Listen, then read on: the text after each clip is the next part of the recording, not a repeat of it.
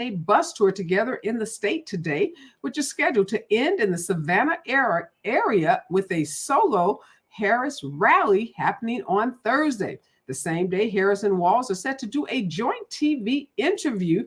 Harris is first since she became her party's nominee. She's going to sit down, she and Walz, with CNN on Thursday. And Vice President Harris, this interview that they're going to participate in with CNN's Dana Bash on Thursday will mark the first joint interview with Harris and Walz since he joined the campaign. It's supposed to be an in-depth, on-the-record conversation.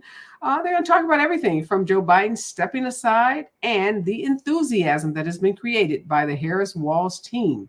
And Arlington National Cemetery officials acknowledged an unspecified incident during Donald Trump's visit on Monday on the third anniversary of the Afghanistan withdrawal as dueling allegations of misbehavior overshadowed an event to honor American war dead. An NPR report cited an unidentified source with knowledge of the incident who said Trump campaign staff pushed and verbally attacked a cemetery official who tried to stop them from taking photos and video in an area of the cemetery called Section 60, where many U.S. service members who had died in recent conflicts are buried.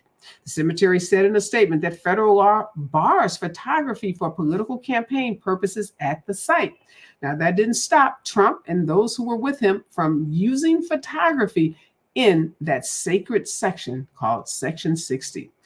And a former county official was found guilty today of murdering a longtime Las Vegas reporter who wrote articles critical of him. This highly unusual case raised fears about press freedom and the particular risks facing local journalists. The reporter, Jeff German, was stabbed to death outside his home in September of 2022. Police investigators and now a Clark County jury concluded that the attacker was Robert Tellis, who ran a county office that handles the estates of those who died without heirs. And the Supreme Court today temporarily blocked a new effort by President Biden to wipe out tens and perhaps hundreds of billions of dollars of student loan debt. The plan was part of the president's piecemeal approach to forgiving debt after the Supreme Court rejected a more ambitious proposal last year that would have canceled more than $400 billion in loans. Biden has instead pursued more limited measures directed at certain types of borrowers, including people on disability and public service workers. 6 decades ago, an estimated 250,000 people gathered at the Lincoln Memorial for the March on Washington for Jobs and Freedoms in the nation's capital. Martin Luther King's Jr. I Have a Dream speech that day on August 28, 1963, has emerged as a paramount symbol of the push for racial and social equality. Today marks the anniversary of that infamous August 28, 1963 speech. On Saturday, tens of thousands of people gathered in that same spot to declare that the dream was in jeopardy and that America had slid backwards in its fight against hatred and bigotry. That's the news of the day, and this is Areva Martin in Real Time, and I'm your host, Areva Martin. This is your one-stop destination for today's trending news, expert analysis, and my unfiltered opinions.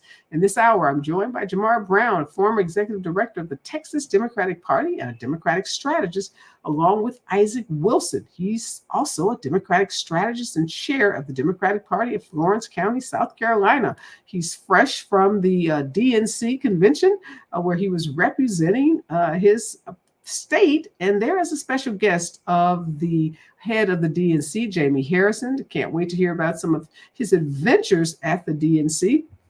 And in hour 2 today, you know what we do? That's where we go deeper, where we dig behind those headlines and bring you those stories that people are talking about. Well, in hour 2 today, we're going to be talking about the March on Washington. Today is the anniversary of that march that drew over 250,000 people to the nation's capital. It was a march for jobs and freedom. It was a march about Black liberation. Today, many folks say the dream that Dr. King talked about during the march has slipped away or is slipping away. And they point to the attacks on DEI as evidence of how we are going backwards, not forward, with respect to social justice and civil rights in this country. So we're going to be talking to a political scientist from Boston University about her research, which focuses on African Americans, on how economic inequality, gender, and psychological resources such as resilience influence the frequency and substance of African American political engagement and behavior. Also going to be talking in that second hour with an executive from a local utility in Los Angeles, because as so many companies like Lowe's are eliminating their DEI practices and policies, there are some local organizations, local utilities that are not only fighting issues around climate justice, but they are also standing up for diversity, equity, and inclusion, and in fact are looking for ways to increase their workplace with diverse candidates. So all about the March on Washington and the attack on DEI and how some companies are fighting back. Make sure you stick around for hour two. But here's what I'm thinking about in real time. A journalist whose 1956 article was billed as the true account of Emmett Till's killing, we are now learning that that journalist withheld very credible and significant information about the people who were involved in the murder of Emmett Till. This is all coming out as a result of some newly discovered documents. That journalist, his name was William Bradford Huey, he wrote an article in Look magazine that helped to really shape the way the country understood who Emmett Till was, understood his abduction, the torture that he faced, and the murder that occurred in the Jim Crow era Mississippi. So this journalist wrote what people thought to be the definitive story about Emmett Till. And this journalist called out some of the individuals who were involved in Emmett Till's abduction and his murder. But the journalist's own research notes we're now learning, they have been released by a descendant of a lawyer in the case. So again, keeping this straight, there's a journalist who wrote what was thought to be the definitive story in Look magazine on what happened to 14-year-old Emmett Till, how he was abducted, tortured, and murdered in Mississippi. This journalist now has his notes, his research notes are being released by one of the lawyers that worked with him, was involved in this case at the time. That lawyer is dead, but that lawyer's heirs, relatives of that lawyer, have now released some of the notes and documents and papers used by the journalist. And what we're learning from this release of documents, heretofore not seen, not known documents, is that other people were involved in the murder of Emmett Till. We know that J.W. Milam and Roy Bryant were eventually charged but acquitted for the death, the murder of Emmett Till. But we're now learning through these documents that there were other individuals who were involved in the abduction and the murder that the journalists purposely, according to this revelation, were left out of the story, left out of the narrative. And the reason that these individuals were left out were because the inclusion of them threatened the sale of the story. Now, again, think back to this era, 1956. This article is being written. This journalist is getting all kinds of accolades, all kinds of responses, positive, some negative. But he was trying to sell a story, the story of Emmett Till. He was also trying to sell a movie, get a movie deal based on his reporting on what happened to Emmett Till. And now we're learning through these documents that if that journalist had fully reported what he discovered in his investigation of Emmett Till's abduction and his murder, it could have led to charges against additional participants in that young boy, that teenager's murder. Now, 3 historians have looked at these documents. They have examined these documents, and they are saying that this journalist purposely left out information for his own personal gains because he wanted to sell this story, and he wanted the story to be shaped in a certain way that would make it more attractive to the studios and to others who were interested in purchasing the story. We do know that Milam and Bryant told this journalist after they were acquitted, they were charged, prosecuted, acquitted. They later said that they admitted that they killed him being Emmett Till, after Roy Bryant's wife, Carolyn, claimed that Emmett Till accosted her in August of 1955. And between 1955, 2005, it was without question the single most influential version of the story. So the story as it went was that this white woman, Carolyn Bryant, told her husband, Roy Bryant, and his friend that this 14-year-old boy had, come on to her or somehow addressed her in a sexual way that was inappropriate in the 1950s for a Black boy in terms of interacting with white women in the 1950s. This journalist, now we're learning from historians, they're saying that he intentionally protected guilty people. A professor out of the University of Kansas City has written a book. His book is called Remembering Emmett Till. He is a harsh critic of this journalist and the reporting done by the journalist. As you all will recall, that Emmett Till's brutal killing just shocked the world and really helped to galvanize the civil rights movement. And it was, just not quite 10 years after that we have the March on Washington. But misconceptions of the events leading to Emmett Till's death have persisted. And we know the FBI has reopened the case of Emmett Till numerous times, most recently in 2017. We know that Emmett Till's death was because of lies, because of racism, because of insidious racism that was so pervasive in Mississippi, in the Jim Crow South during this time.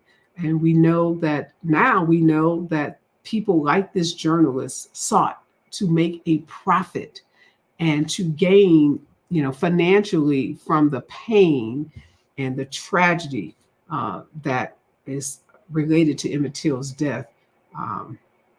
This journalist himself, Huey, died in 1986. His stepdaughter, who manages his estate, said that she hasn't seen these documents, but she says she was aware of previous criticism. And she said she had no doubt that her stepfather wrote as much as he legally could at the time about the facts of the case. So she makes a case of trying to defend her stepfather, trying to, again, suggest that during this period he wasn't allowed to write more. But history is going to deal very harshly with this journalist. It already is. Historians are reporting about him and criticizing him for the way he reported on this very, very important story of the abduction and murder of Emmett Till. So it's only fitting on today, when we are acknowledging the March on Washington and the anniversary of that march, that we also pay tribute again to Emmett Till, his family, and all of those who have been working for social and racial justice. When we come forward, more of today's breaking and trending news right here on KBLA Talk 1580. Stay with us. You're listening to Areva Martin in real time on KBLA Talk 1580.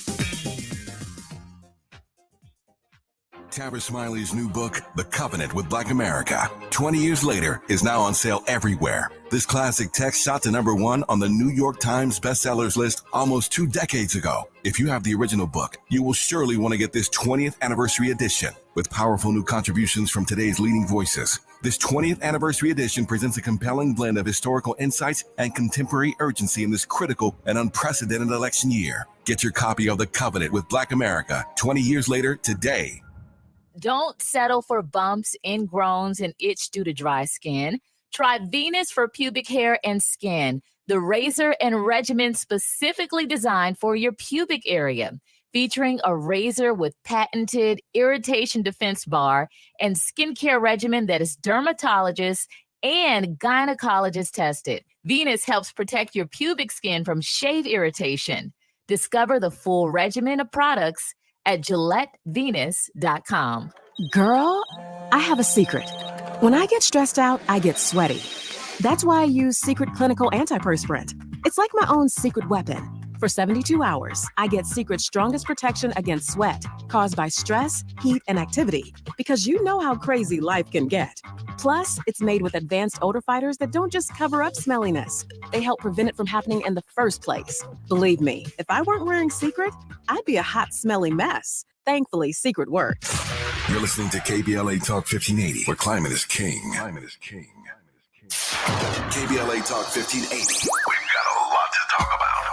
KBLA Talk 1580, connecting you with services and solutions. Single Moms Planet is a nonprofit organization dedicated to uplifting under-resourced single mom business owners and working mothers nationwide. Single Moms Planet offers comprehensive programs of financial literacy, business development, mentorship, and entrepreneurial training. They provide education, accountability, and hope. Single Moms Planet was founded by model, TV personality, and producer Nefertiri Plessy. Nefertiri felt firsthand the challenges that face single moms as she was raised by a working single mother.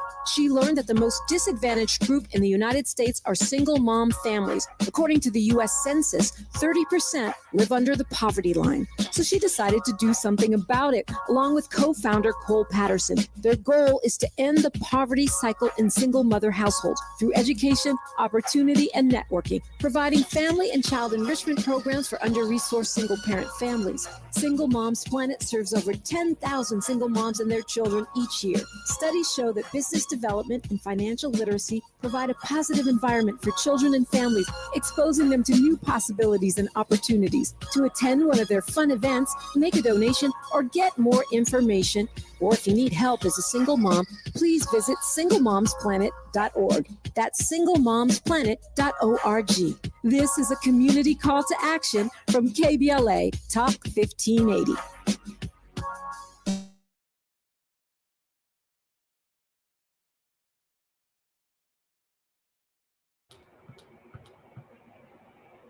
We are back, and Jamar Brown and Isaac Wilson are joining me in this hour. In hour two, we're going to be commemorating the March on Washington for Jobs and Freedom while fighting for diversity, equity, and inclusion.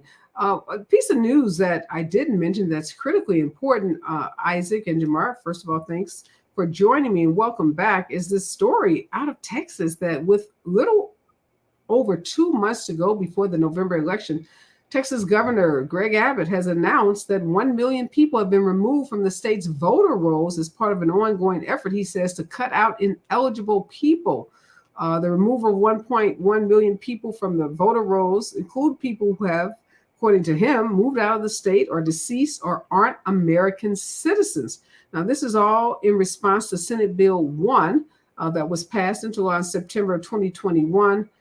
Some saw the law as an effort to push forward by Republican-led states to really make it more difficult for people to vote.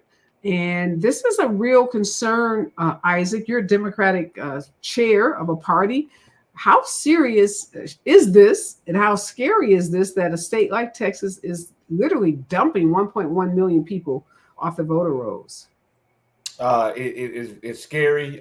It is un-American, to say the least. And we don't believe anything Republicans say because they're trying to elect the president. So those people could be anybody.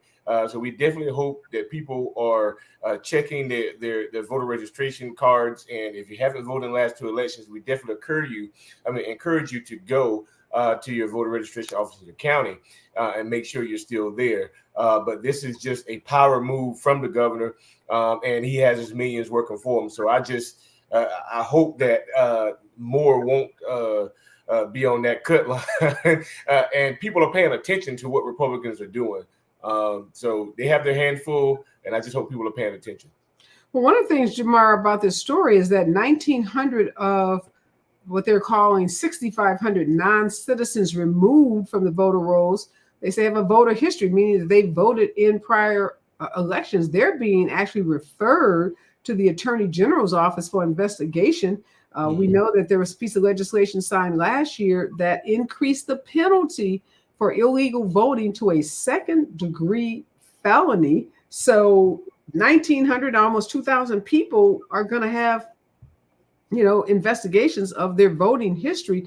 And we know all of this, even if people are on this list that should not have been, kicked off the voter rolls, it has such a chilling effect when you hear, oh my God, 1 million people kicked off and investigations by district attorney's office. I mean, all that makes it very difficult for those people who have yet to register, maybe people who lost their rights to vote, but now have regained them. They start thinking twice, I would imagine, about even trying to vote. Well, not only trying to vote, but also register to vote. I mean, that is the whole game here that they're playing, the Republicans in Texas. And one of the things I think that's important about Governor Abbott is in Texas, the governor appoints the Secretary of State. And so there's a lot more gubernatorial control compared to maybe some other states where the Secretary of State is elected by the voters in that particular state. And so this has been an effort, even before that SB 1 law was passed in 2021, there have been concerted efforts in Texas to stop people from voting, right? And particularly stopping Black and brown people from voting. And when you come 2 months before the election and say 1 million people are going to be removed from the rolls, one has to question, where's the proof? Where are the audits? Right, to make sure that the right people, if they do need to be removed, that they're removed, and people who may have skipped an election are not just being removed. And also, I think it's important to recognize that last week there was a poll that showed Texas was close, right? And whether true or not in terms of the data, their Republicans are scared about this election, and they're not just going to encourage people to vote. They're actually trying to intimidate Black and brown people and young people from actually showing up to vote. And so, as Isaac said, folks are going to have to be vigilant and diligent in this election and check your registration, check the registration of your family members and your friends, because that is happening. And then the last point that I'll make is we've seen that the Texas Court of Appeals is actually bringing back the case of Crystal Mason, a Black woman in Tarrant County in Fort Worth, who was actually indicted on around voting. And so, at the end of the day, this is a concerted effort that's happening in Texas, and we're going to have to break through the system that they're putting in place to stop us from voting in this election. Well, I know you've served as the executive director of the Texas Democratic Party. What is the party doing on the ground, Jamar, to try to fight back, particularly in a state where so many of the judges are going to be Republican appointed judges by Donald Trump or other former Republican presidents? So even when we turn to the courts, which has been, a place of refuge, we are meeting with hostile jurists in these courts. Absolutely. And that's why this presidential election is so important. Who the judges are actually matter. The president of the United States actually appoints hundreds of judges, right, on the federal bench. But to your point about the party, right, in my time of leading the party, we actually expanded our voter protection program. And what that means is we had a hotline of attorneys that could actually help voters, right? When people had questions, they actually could call us and get free legal advice, right? You don't have to pay hundreds of dollars to consult with an attorney to make sure that you can actually vote, right? And so people should follow the party, 1-866 Our Vote.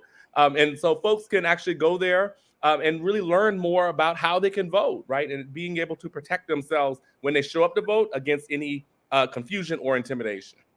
Well, we know that other states like Ohio and Virginia are engaged in similar voter, purging of their voter rolls. So it's really, really important that everyone, if you have any doubts, any questions, that you check to make sure you are registered to vote. Don't wait until election day and show up, because it could be too late to do so. You may have to cast a provisional vote, but you don't want to be that person. You want to be that person that takes care of business right now. If there's any doubts, any concerns, please, please, please, call that number that Jamar just gave, or, call your local Democratic Party, your local county registrar's office to make sure you are indeed registered. Can't emphasize enough, this election, so much is on the line. Isaac, today, the Supreme Court blocks the efforts by Biden to wipe out billions of dollars of student loan debt. I still see folks who will say things like Biden didn't cancel student loan debt. He made a promise and he didn't keep that promise. He has tried every possible way, legal way, to relieve student loan debt. In every way that he tries, he keeps running into this very hostile, very conservative Supreme Court. I listen to it every day. Just on yesterday, I was with someone that said, "Oh, well, my student loans are still there," and I think people just think he just has this magic wand when he says something or says he wants to do something that everything goes away, and he does it for everybody. And we have to explain to these people that that's why the courts is so important. And if we elect Donald Trump, he's going to pack the court again, and we won't have any freedoms left in this country because they're going to do his agenda and do his bidding for him. And that's why it's important.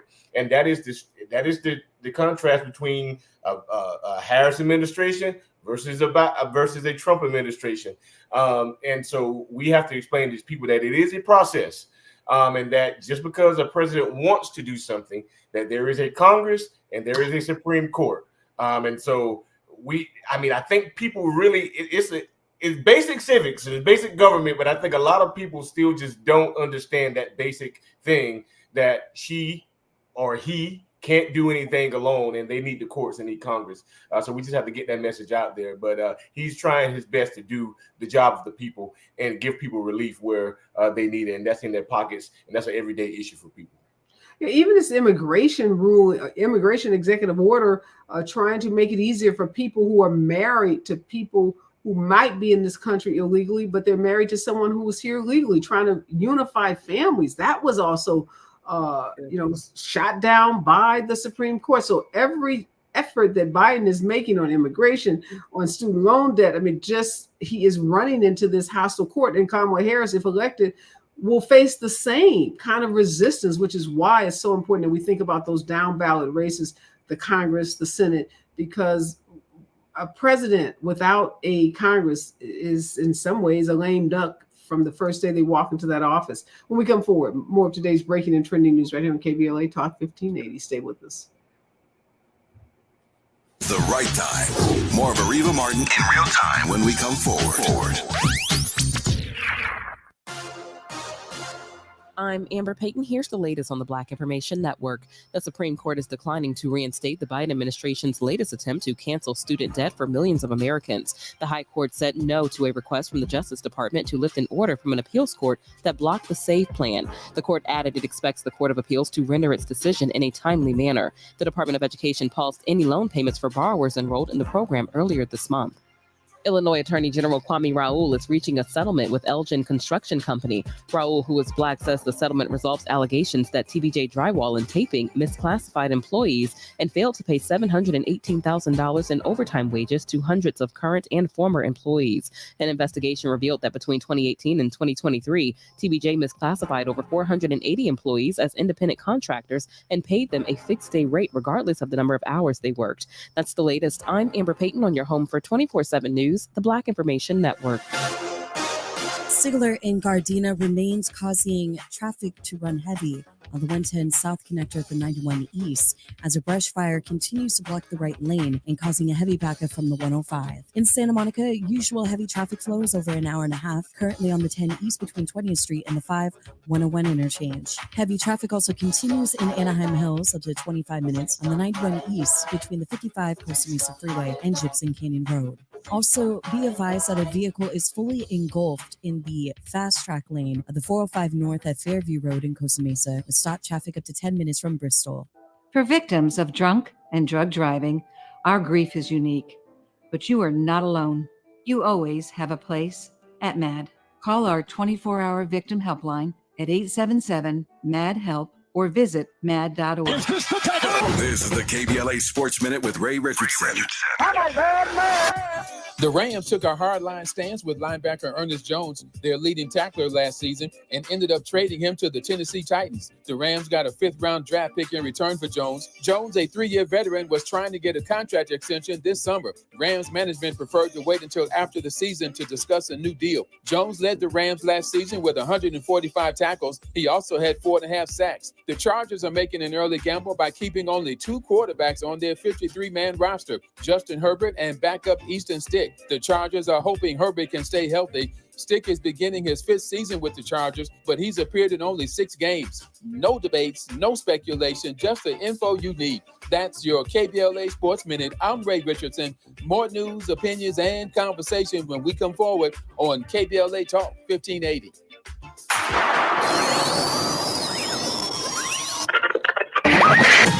Tavis is under attack.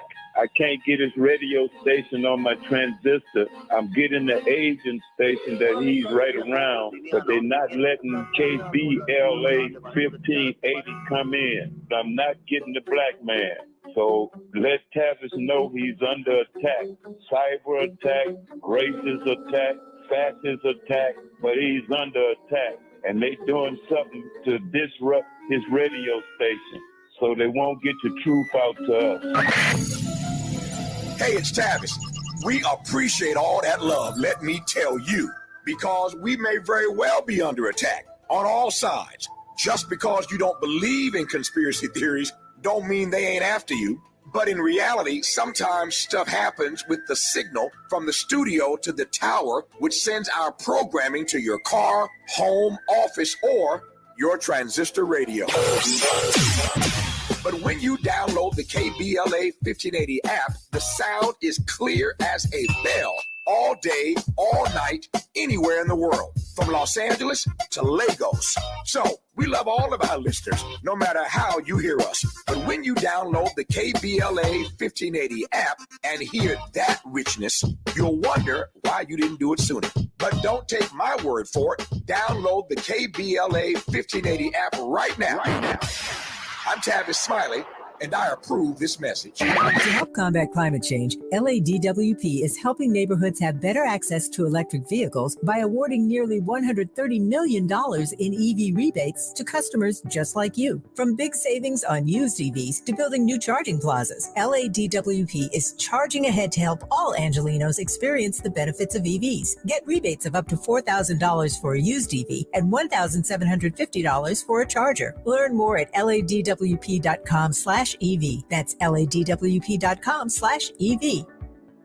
Hey LA, today I'm here to talk to you about Grid Alternatives, which is a nonprofit in LA that focuses on renewable energy. We serve communities who have been left out of the renewable energy sector. We offer paid job training, and in 13 weeks, you can become a solar installer. 80% of our graduates get hired into the industry, and once you're hired in the industry, you stop at a high, medium income. That could be $20 an hour or more. 80% of our graduates get hired into the industry. Call today so you don't be left out at 323-861-0105 or gridalternatives.org, gridalternatives.org.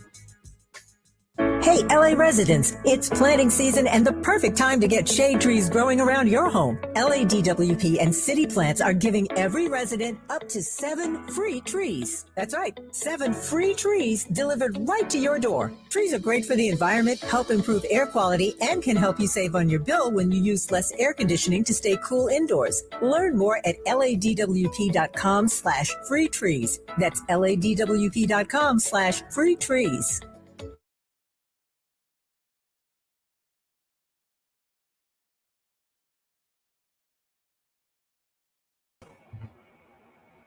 We're back, and Jamar Brown and Isaac Wilson are joining me. And in hour 2, it's the 60th anniversary of the March on Washington for Jobs and Freedom and the fight for diversity, equity, and inclusion. That fight, some folks say we're losing as we're seeing diversity, equity, and inclusion programs slashed by big companies all around the nation. But there are some entities right here in our hometown of our station, Los Angeles, that are still prioritizing diversity, equity, and inclusion and trying to ensure that women and people of color are centered in its organization. So we're going to talk to a professor from Boston University as well as an executive from one of our local utilities about the anniversary of that famous march, as well as what's likely to be what's left, if anything, from diversity, equity, and inclusion efforts.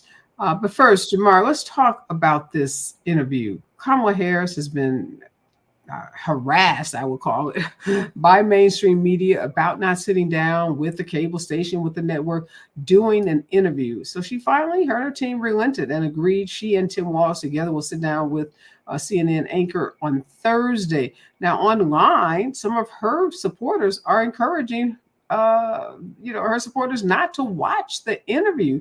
There's this animosity, anger towards the way the campaign has been treated. Some folks saying when Donald Trump says, I'm not going to talk to the media, I'm going to talk to the people, he was applauded. They said it was brilliant, a brilliant strategy. But they've attacked her and says, oh, she must be hiding. She doesn't want to, have a conversation that's not scripted, that's not on teleprompter.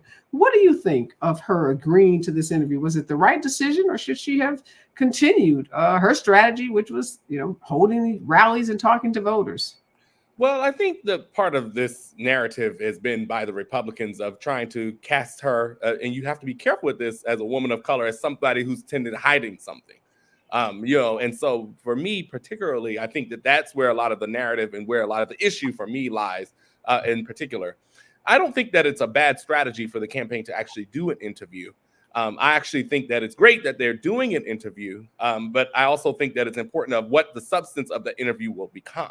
And so I know that the Harris team and Walz's team, and they're going to be working on what those details, what that message is, and what that looks like. Because to be quite frank, this gives her now a platform to talk to the American people again, broadly, outside of the rallies, right? We just saw, she was covered last week at the Democratic National Convention. Millions of folks got to view it. And I think this is a way for her to really talk about some of the policy issues that she's talking about, even at her rallies, right? The issues that she's been talking about around creating housing, around expanding the earned child tax credit, continuing to reduce loans and reduce costs for people, as she's been talking all around the country. And so I think that strategically she should do it. I think she can move forward and do it. But I also think that we have to know that as a woman of color, as a Black woman, as a South Asian woman, she is facing some of those attacks because the Republicans want to paint her in a particular way. And I think that the campaign was smart to find an exclusive interview and really allow her to have a platform to really talk about the issues in a meaningful way. Now, what we have to hold the media accountable to is what's discussed in that interview. Is Donald Trump and J.D. Vance, are they going to be asked the same questions? Are they going to be pushed to now do more interviews, right? Where, as you said, Donald Trump has branded himself as, I'm against the media, right? And I can stand up to the media and this and that with his supporters. And so it's the same thing with the debates, right? Where she agreed to do a debate, he's been hedged back and forth. The Harris campaign pushed on rules, he's hedged back and forth. And they're trying to put it on her, but Donald Trump is the one who's ducking and dodging. And so her doing the interview will give her the platform to really point out that, yes, I'm stepping up to talk about the issues, but we also have to point out that Donald Trump is dipping, dodging as well, and that needs to be called out. But what do you think, Isaac? Because Donald Trump has held these impromptu press conferences, I guess you can call them, in Mar-a-Lago. He has called into Fox News repeatedly, like when he was having the big meltdown during her convention speech. But it's not as if Donald Trump has sat down with a non-Fox News journalist, and answered questions. So, is she being held to a different standard? And, do you think this was a smart thing to do? Or should she have continued to say, I will continue to talk about my policies like I have been doing, where I'm out on the campaign trail, talking to voters? And obviously she's going to talk about them at the debate on September 10th. Well, me, Areva, I keep it kind of real. And I think that she should have kept on doing what she was doing. Don't let someone force you to do something that isn't in your agenda. She's been doing great. She has this momentum and didn't do a sit-down interview. And she got all these millions of people, raised $540 million, and hasn't done an interview. So many people believe her before she even sat down. So keep doing what you're doing. And when you got ready to do one, then you do it. But don't do an interview for the sake of doing it because Donald Trump says, hey, you need to sit down, or people are pushing you to do it. If it's not something you want to do, don't do it. You're reaching the people the way you see fit to reach the people. And I think that's what she should have done. Kept on doing what she was doing. Yeah, I think my problem is that there's this notion that somehow we don't know what her policies are. Right. She's not telling us what her policies are when she has repeatedly told us what her policies are. People either don't like the policies, or they don't like, who is the messenger of the policies. But it's disingenuous. I think it's a setup. I actually think it's a setup. It is. They want her to fumble on something. They want her to get into a squabble, or they want something to go off of because they have nothing to fight her with. So when she gets in this interview and she messes up on something, or she states her opinion, they're going to use the things she messes up with in that interview to go at her with. So I think she shouldn't have done it. What's interesting is this has been like such a flawless rollout of any campaign. I mean, right. And that is driving certain, parties, i.e. the Republican Party and i.e. legacy media is really driving them crazy because they can't really find anything to complain about. There was an article in I think it was the New York Times yesterday, said joy is not a policy. It's like, okay, but joy can be a motivator to motivate people to go to the polls, to motivate people to get involved in politics, to get civically, engaged. But it just seems so petty. Like, you can't think of anything else to say about this campaign. The rollout, the $540 million that was raised, historic money raised in a campaign ever in the history of this country. And then the number of people that have signed up to volunteer, people who've never been engaged in politics before. So they're just breaking all kinds of records and defying the stereotypes about Black women, defying the stereotypes about women, defying the stereotypes about, what happens when you change someone at the top of a ticket. Because obviously this could have gone in a completely opposite direction. Right. I mean, this was not something that I don't think any of us even could have scripted when that transition occurred. And I think for a lot of people, Donald Trump is a chaos agent, and these media companies have made millions of dollars in ratings in covering his chaos. Kamala Harris and Joe Biden have always been just way too normal. I mean, too normal. Like, just do the job without drama, do the job without chaos. And I think this campaign, again, is just creating too much excitement, too much energy. And there are people who don't like it. I don't know where I come down on it. Do the interview. I have every faith in her ability to have an unscripted conversation with a journalist of any stripe, a 10-year journalist, a 50-year journalist, or, a two-month journalist. Doesn't matter. She's ready for the questions and she can enter. She's tested. Well, I think there's a couple points that I can make to that, because I think part of it too, if I understand from the campaign standpoint, they want to get past this narrative of she's hiding something. So potentially there could be, and I'm not speaking on behalf of the campaign now, but potentially they could be doing the interview to say, okay, let's move on past this. Let's get to the debate, right? Let's get on to the real issues. That could be an option. Two, it's hard to find new things on Kamala Harris because you're the vice president of the United States. Trust me, Joe Biden, they vetted her in 2020. And she ran for president herself, right, in 2020. And so she's pretty vetted, right? And she's pretty tested. And then the third point that I'll make that's important to what you're saying, Areva, is Kamala Harris is very strong, right? She's very strong on policy. She believes in what she's campaigning on. And let's give her the space to really talk about that in a meaningful way. And so she could actually flip this thing where it could be a setup, yes, but let's flip this thing and go in here and show how strong she really is. Because we know at the end of the day, J.D. Vance, Donald Trump, and their extremist minions, they're going to lie on whatever she says. Whatever she does at a rally, at a press conference, at an interview, they're going to make things up at this point because they don't have anything new on her and they don't have any substance to stand on because they feel like they're falling behind. So just think those points might be important to sort of add in knowing that let's just get this narrative past her so we can focus on the debate and people can really start paying attention to the real issues. And she's going to show how Donald Trump really should not be president of the United States at this debate. Well, Donald Trump is rolling out a new ad targeting not Black men, but Black women. He says he's making a play for Black women voters. There's a super PAC that's going to invest about $10 million in ads targeting Black women. This is an ad that has 10 or 12 Black women in it. These women are saying they are not with her. We're not with her. And they make the case for why they are supporting Donald Trump and why they are encouraging other Black women to do the same. What is the response that you think should be from the Kamala Harris, Tim Walz's campaign to this strategy on the part of Donald Trump to go after Black women? That and more, today's breaking news when we come forward. KBLA Talk 1580. Stay with us. You're listening to Areva Martin in real time on KBLA Talk 1580. Why choose a Sleep Number smart bed? Can I make my side softer? Can I make my side firmer whenever I want?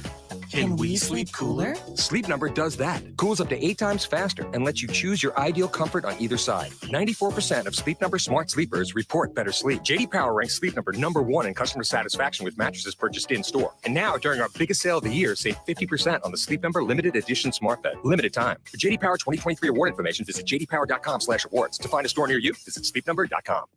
Sometimes I struggle to get to sleep. My body stopped for the day, but my mind is still running. So I take ZQuil. ZQuil, the world's #1 sleep aid brand, has a range of non-habit-forming products to fit you and your family's needs. Invest in a great night's sleep for the best you tomorrow. I'm awake and ready to take on anything. Better days start with ZQuil nights. Explore our products at ZQuil.com. Use as directed. Keep out of reach of children. The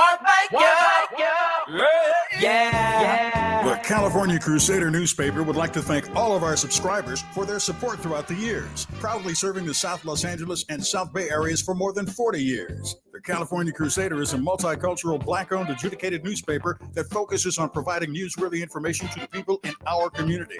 We're constantly looking for ways to assist businesses in our community to connect with our subscribers. We provide low-cost, effective ways to promote your business with our reasonable and affordable advertising rates. You can participate by suggesting, sharing, and submitting your stories on the California Crusader newspaper Community Share Facebook group page, or visit our website at cal-cruise-news.com. That's calcruisenews.com. Then click on the Submit Now button located on the top right corner of the homepage, or text CCN to 42828. Again, text CCN to 42828. The California Crusader newspaper, working together to build a better community for our future. Subscribe today. We're not just a thermometer recording and broadcasting popular opinion. We aim to be a thermostat, transforming the conversation about climate justice in our community. This is KBLA Talk 1580. Hey, checking in? This is not just your flu shot appointment at Walgreens. Yes. Yeah. This is getting your entire family vaccinated in one trip. Hey, Mom? And a snack on the way out. Get flu shots for everyone in your family, together. Schedule appointments online today. This is wellness made easy. Walgreens. Vaccine subject to availability and for ages 3+. State and health-related restrictions may apply. Point. Hey, you okay? You don't normally miss those shots. Oh, I just haven't been as regular lately, and it's making me feel sluggish. You should try Metamucil. It's been a game changer for me. Metamucil's plant-based psyllium fiber helps trap and remove the waste that weighs you down. Ace, you're moving better than you were last week. Definitely. Metamucil keeps you moving. These statements have not been evaluated by the Food and Drug Administration. This product is not intended to diagnose, treat, cure, or prevent any disease.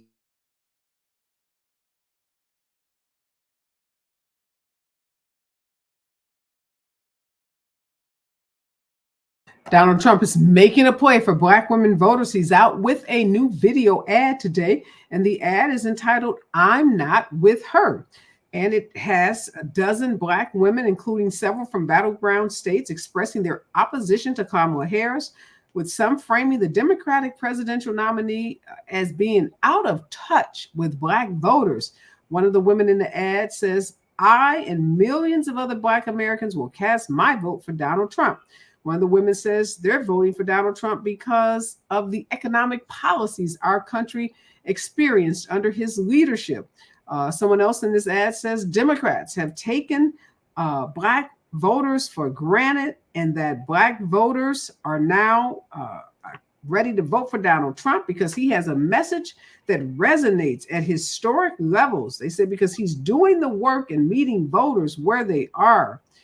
These women include according to Trump, former Democratic and independent voters who switched over to the Republican Party. Some of these women are from Arizona, Georgia, and Michigan.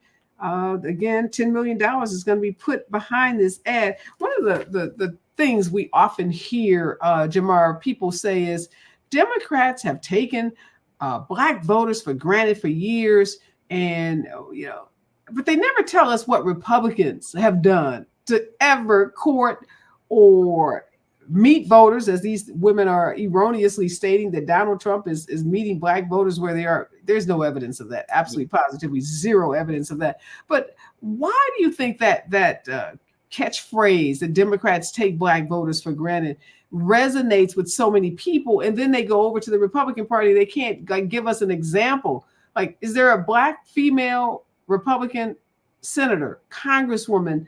Who was at their party convention other than Amber Rose? Right. But they seem, again, this double standard. Yeah, not just double standard, but I mean, engagement is a practice, right?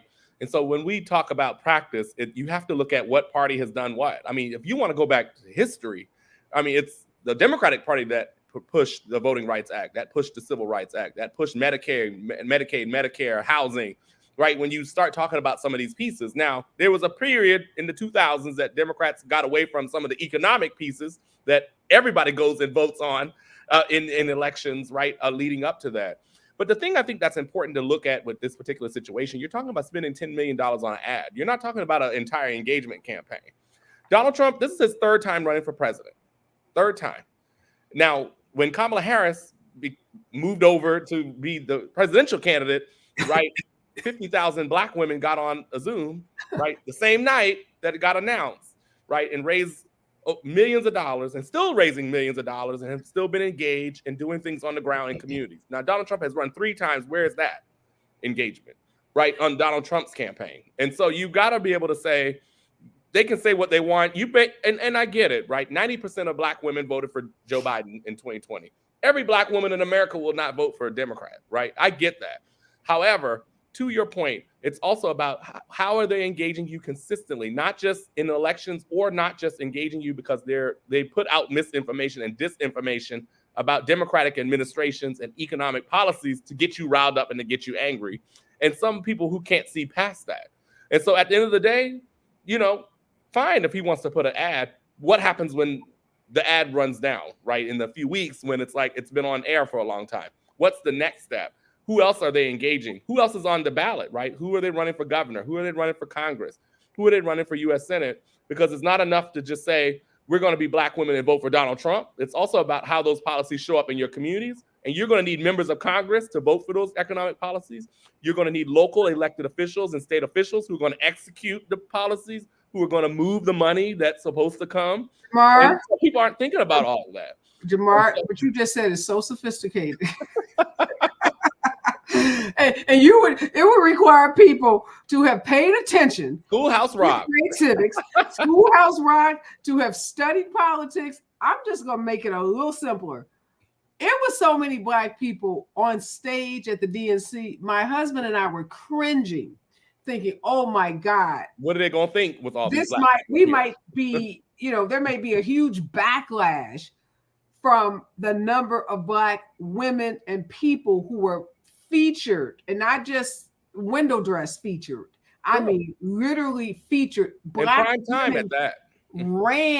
Put the whole damn convention together. Mm-hmm. I mean, so it was like blackity black. We were afraid, like, oh my God, we need some more white people at this convention. What are they gonna say? Yeah, and I loved it. No, but I mean, to the point of Isaac, I'm just trying to make the point when they say Donald Trump is meeting Black people where they are. Can we just put a side by side of these conventions as Exhibit A? Because we had Amber Rose, who's biracial, who, some people doubt whether she's Black. I'm not here to tell the woman if she's Black enough. She says she's Black, she's Black. But that was one person. The DNC was just, I mean, from the everyday people, from the celebrities, from the elected officials, it was just the rainbow. And I would say we were over-indexed on the stage at the convention. I just want to say next. This is not even news. For the last minute, I'm gonna be like like Maxine Waters, and I want to reclaim my time for that last minute. But this is no news. Black women, Donald Trump probably paid 10 Black women to be an ad. And when they get in that ballot box, them people going to vote for that Black woman, Kamala Harris.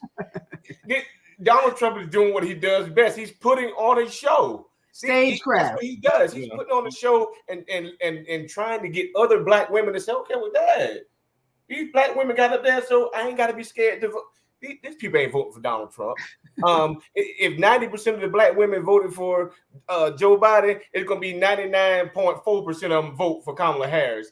Donald Trump is paying these people to be in these ads, and we can't take nothing this man says for show.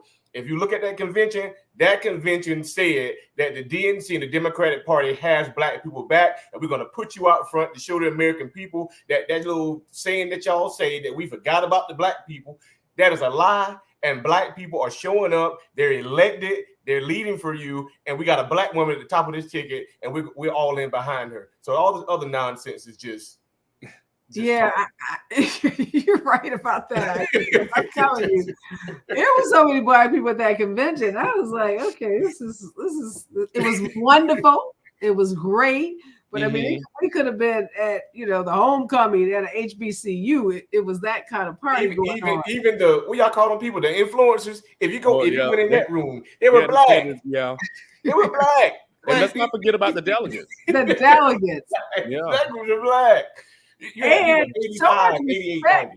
The black delegate, the delegates were black. The labor, it was just black. The labor leaders, the labor members. Right. So, someone said that to my husband the other day, and I says, well, since the Democrats take us for granted and nothing, he said, look how bad our neighborhoods are. I said, well, first of all, let's talk about how great our neighborhoods are and how much progress we have made. Doesn't mean we're perfect by any means. I says, but can he point to anything that Republicans have done for black neighborhoods? When is the last time you've seen a Republican in a black neighborhood knocking on your door, even trying to engage with you? So let's start there and show me some black women that are leading anything in the Republican Party. So the list goes on and on. It's just a lack of education. People love to latch on to little sound bites. And you're right, this video, I would tend to agree with you. 10 or 12 black women got paid, and more power to you. We ain't mad at you. Take your checks and, pay your bills, invest in some property, send your kids to college, start a business, do whatever it is you're going to do with that money, and then go into that ballot box and vote for black women. And it's not just Kamala Harris on the ballot. Vote for black women, because we know we will be featured in that administration. We will be on those judicial appointment lists. We're going to be in that White House from the top to the bottom. And Donald Trump was in the White House. And can we point to didn't do it? Black women that were prominently featured in that White House? Omarosa worked there for 12 days and was kicked out. So that's it. That's a wrap. Okay. Wasn't she? She's at the DNC. Wasn't she there? Oh, okay. Yes, she was. I ran. She's full blown Democrat Kamala Harris now. But I'm just saying that was the only one we can really even point to, and she wasn't in a high level, advisor position. So we know the deal. Good luck to them in that ad. We're out of time. Thank you guys. Always a pleasure. Keeping it 100, as they say. That's right. In this conversation. When we come forward, we're going to commemorate the March on Washington for Jobs and Freedom right here on KBLA Talk 1580. Stay with us. Thanks, guys. Of course. Thank you all.